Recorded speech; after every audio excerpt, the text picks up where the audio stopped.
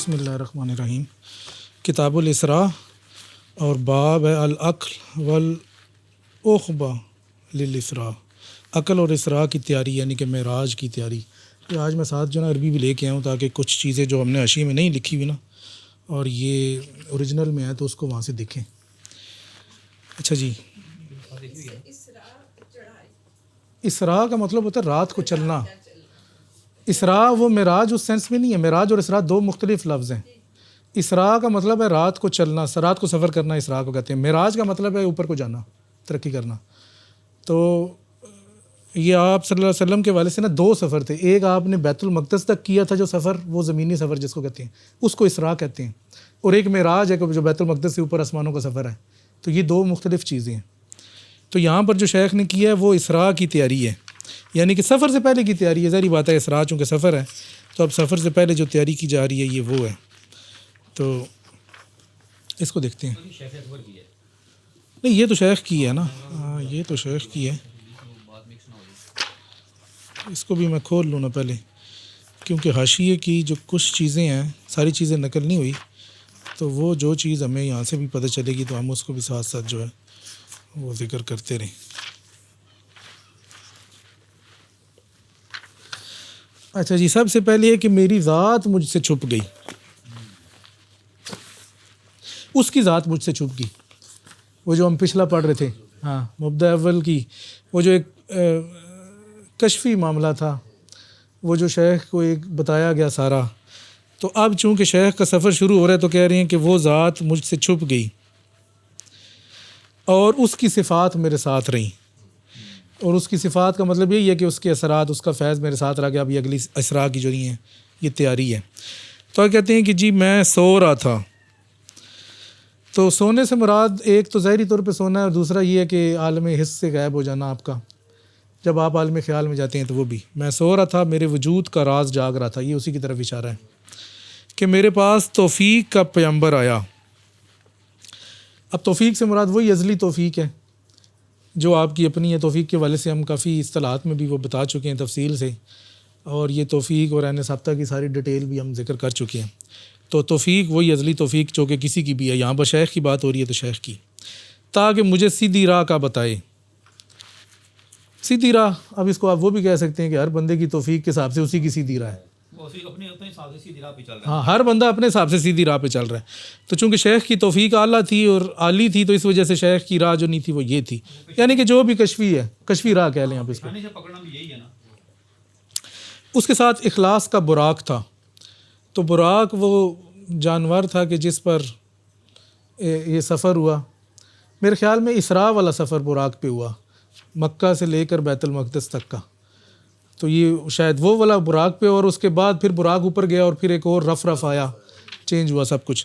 تو یہ جو پہلا سفر براق اخلاص کا براق تھا۔ اخلاص سے مراد یہی ہے کہ اگر آپ کا دل صاف ہے تو پھر آپ کی سفر ہو جائے گا، اگر دل صاف نہیں ہے تو پھر مشکل ہی ہے کہ آپ کہو کہ آپ کی کوئی معراج ہو یا آپ کا کوئی سفر ہوگا، یہ ناممکن ہے۔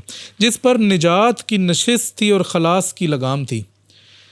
تو نجات کی نشست وہی ہے کہ مطلب اس کا یہ بندہ جو نہیں ہے ان سے شیطانی معاملات سے اس کی نجات ہو گئی ہے نا، اور خلاص بھی اخلاص سے ملتا جلتا ہی ہے کہ اس کی لگام بھی وہی ہے۔ لگام کا مطلب ہے لگام سے آپ چلاتے ہیں نا اس کو، جیسا اسٹیئرنگ کہہ لیں، آج کل کے دور میں اسٹیئرنگ ہے، تقریباً ملتے جلتے ہیں۔ اس نے میرے قلب کی چھت کو کھولا۔ قلب کیونکہ قلبی سفر ہے، اور چھت کو کھولنے سے مراد یہی ہے کہ اوپر سے اللہ تعالیٰ کی تجلیات کا نظور اوپر سے ہوتا ہے نا، تو چھت سے ہی کھول کے آئیں گے، نیچے سے تو نہیں آئیں گے نا۔ آگے میرے وجود کو تار تار کیا۔ تو وجود کو تار یہی ہے کہ میری یہ جو ظاہری جسمانی مادی جہت ہے یہ ختم سے مراد ہے کہ صرف اس کشفی اسراء کے لیے۔ اس کے بعد ہے جناب میرے سینے کو خنجر سکینہ سے چیرا۔ تو اب یہ نا شیخ نے سینہ، سکین عربی میں کہتے ہیں چھری کو، سکینہ سکینت کو، سکون کو کہتے ہیں، یہ دو لفظ جوڑے ہیں۔ تو اردو میں تو چونکہ خنجر ترجمہ ہو گیا نا تو وہ بات نہیں آ رہی، تو وہ سینہ اور سکینہ بھی مل گیا ہے، لیکن سکین اور سکینہ زیادہ مل رہا ہے۔ یعنی شک کا صدری بسکین السکینہ، کہ میرے سینے کو خنجر سکینہ ہم نے کر دیا، لیکن چھری اس کو کہتے ہیں عربی میں، تو اس سے چیرا۔ اب سکینہ سے مراد یہی ہے کہ چیرنے میں مجھے کوئی ایسا نہیں، کوئی درد شرد نہیں ہوا، بلکہ میں اس دیکھیں نا جب آپ کو کوئی سکون دے رہا ہے تو چیر رہا ہے تو آپ کیا کہیں گے، یا درد ہو رہا ہے یا پھر وہ ہو رہا ہے.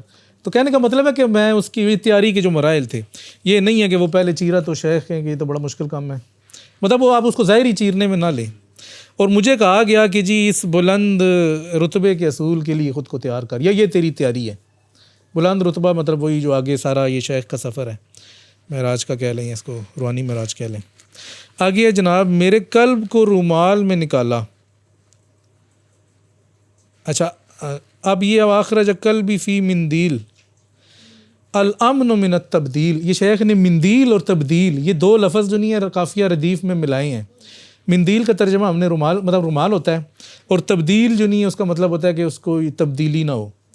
تو یہاں پر آپ اس کو یہ سمجھیں کہ یہ بتانا شیخ یہ چاہ رہے ہیں کہ قلب میں ثبات، کہ اب اس کے اندر وہ تغیر والی کیفیت ختم ہو گئی ہے، شک والی، کیونکہ شک میں بندہ متردد رہتا ہے نا. تو جب یہ ثبات کی بات آئے گی، جب بندے کو یقین ہو جائے گا تو پھر یہ تو نہیں کہے گا کہ یہ ٹھیک ہے یا وہ ٹھیک ہے. تو یہ بیسیکلی تو وہ کیفیت ہے، لیکن چونکہ الفاظ دو اس طرح کے لائے ہیں نا تو یہ ہے.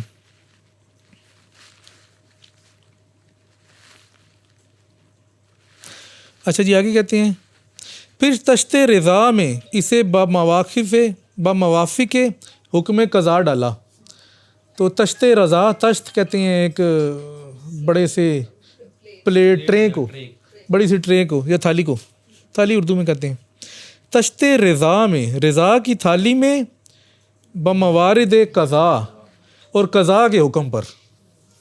قضا کا مطلب ہے کہ اللہ تعالیٰ کا جو بھی فیصلہ ہے، اور یہ ہم پہلے پڑھ چکے ہیں کہ اللہ تعالیٰ کا جو بھی فیصلہ ہے وہ قضا اور قدر وہ کس طرح سے ہوتی ہے، وہ مشیت کے تحت ہوتی ہے، اور مشیت جو علم کے تحت ہوتی ہے، علم معلوم کے تابع ہوتا ہے. تو اصل میں جو چیز ہے وہ آپ کی اپنی ذاتی ہے. تو اس وجہ سے شیخ نے کہا کہ جی تشت رضا میں، اب یہ رضا اور قضا کو بھی ایک لحاظ سے نا وہ کافی ردیف میں جوڑا ہے. آگے جی، اس سے شیطان کا حصہ دور کیا اور اسے اس پانی سے دھویا. کون سا پانی ہے؟ ان عبادی لیس لک علیہم سلطان، کہ میرے بندوں پر تیرا کوئی زور نہیں ہوگا. سلطان زور کو کہتے ہیں. اب یہاں پر جو شیخ آیت لے کے آئے ہیں نا، اس میں جو اہم لفظ ہے وہ ان عبادی، اللہ تعالیٰ نے بندے کی اضافت اپنی طرف کی ہے. عبادی، یہ کی ضمیر جس کو عربی آتی ہے وہ تو سمجھ جائے گا، میرے بندے. شیخ کہتے ہیں قرآن مجید میں اللہ تعالیٰ نے جب بھی اب عباد کی اضافت اپنی طرف کی ہے نا، اس آیت میں وہ بندہ سعادت مندی ہے. اور جب عباد کی اضافت اپنی طرف نہیں کی، سمپل کہہ دیا ان العباد، تو پھر اس میں شک ہے کہ وہ دوسرا بھی ہو سکتا ہے، یعنی کہ بدبخت بندہ بھی اس میں شامل ہے. وہ صلاۃ ہی ہے، صلاۃ ہی و نسکی. تو یہ شیخ نے فتوحات میں ذکر کیا کہ جب بھی اللہ نے بندے کی اضافت یعنی عبادی کے سیغے سے، یہ اپنی طرف اضافت کے سیغے سے عباد کا ذکر کیا تو وہ لازمی بندہ سعادت مند ہے.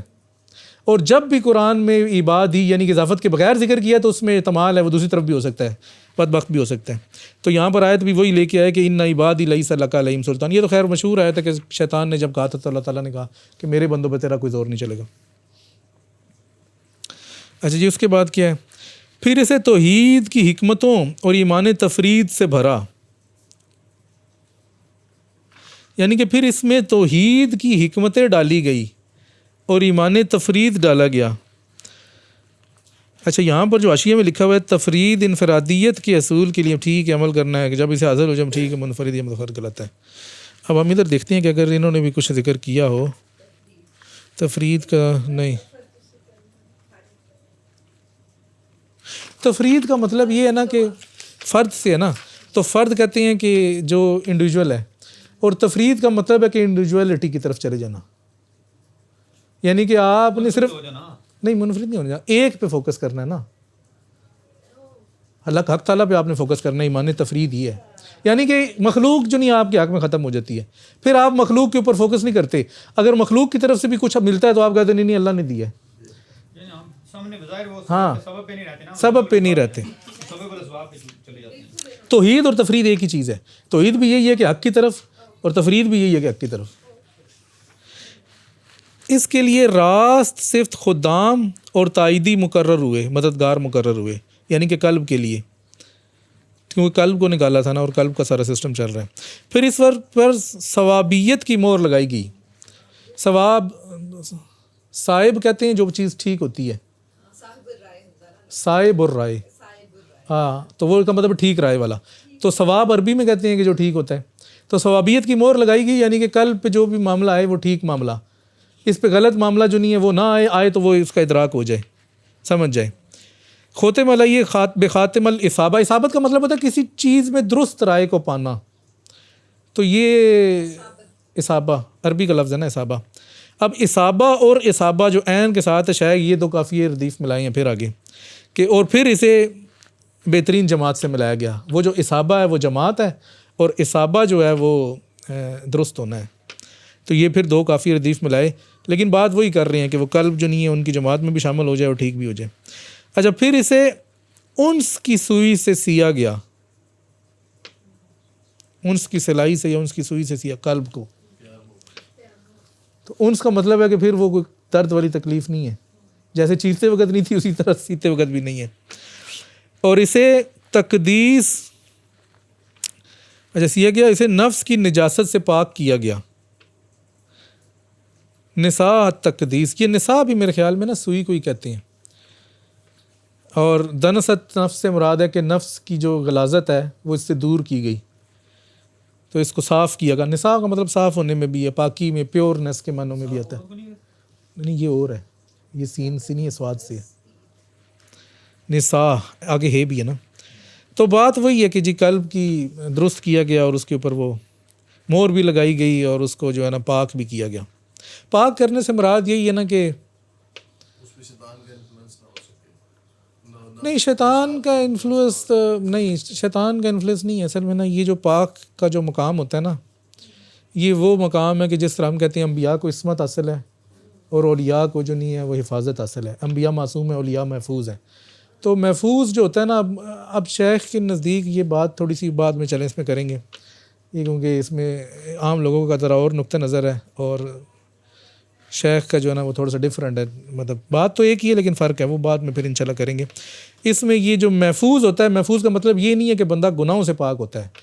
جس طرح کہ شیخ نے وہ جو چیپٹر ہے امام حضرت سلمان کا اہل بیت والا فتوحات کا، اس میں انہوں نے بالکل یہ، چونکہ اہل بیت کے بارے میں کہا گیا نا کہ ان کو رجس سے پاک کیا گیا، تو رجس کا ترجمہ کہا گیا جی گناہوں سے بڑھ کر کیا گندگی ہوگی.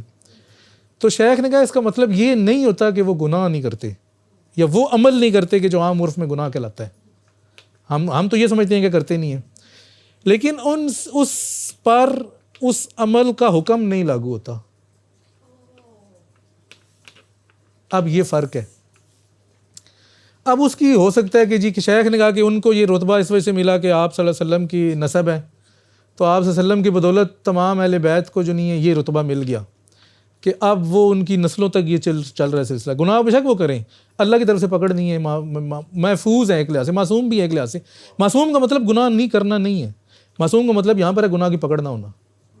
اب یہ جو شیخ اپنا بتا رہے ہیں نا، یہ محفوظ کی سینس میں، اس کا بھی یہی مطلب ہے کہ وہ پہلے سے ہی ان کو مغفرت حاصل ہو گئی ہے. اگر وہ کریں گے بھی تو اس پہ کوئی حکم ہی نہیں لگنا. جب حکم ہی نہیں لگنا تو ایک لحاظ سے تو پھر پاک ہی ہے نا، کیونکہ جب حکم لگے گا تو سزا ملے گی. جب آپ کو حکم ہی نہیں لگنا، اس کا کوئی تقاضا ہی نہیں ہے. تو یہ اس سینس میں ادھر ہے نجاست سے پاک کرنا.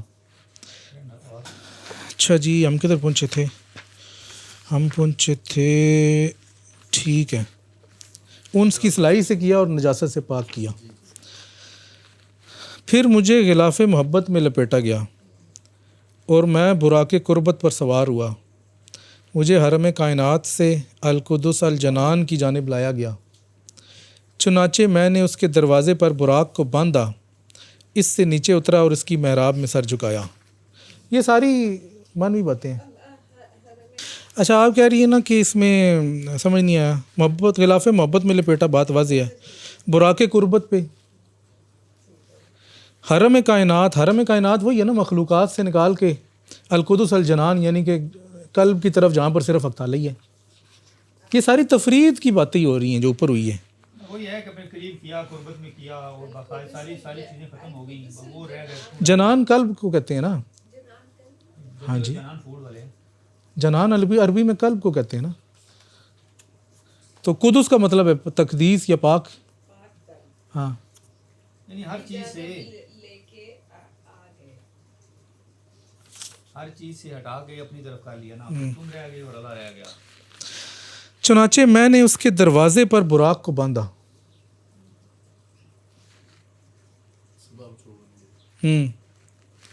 قلب کے دروازے پر, کیونکہ قلب ہی روحانی معراج ہے, کہیں اور نہیں جانا. اس سے نیچے اترا, اس کی محراب میں سر جھکایا. ٹھیک ہے جناب. محراب دا مطلب ہے یہ سر جھکانے کی جگہ. محراب وہ جگہ ہوتی ہے نا جہاں پہ سر جھکاتے ہیں. مسجد میں محراب جو ہوتی ہے, امام جدھر کھڑا ہوتا ہے, رکوع کرتے ہیں, سجدہ کرتے ہیں. ہاں اصل میں بات وہی ہے نا شیخ, یہ سب مانوی باتیں لے کے چل رہے ہیں نا, اس کو مانوی میں ہی لے کے چلنا ہے.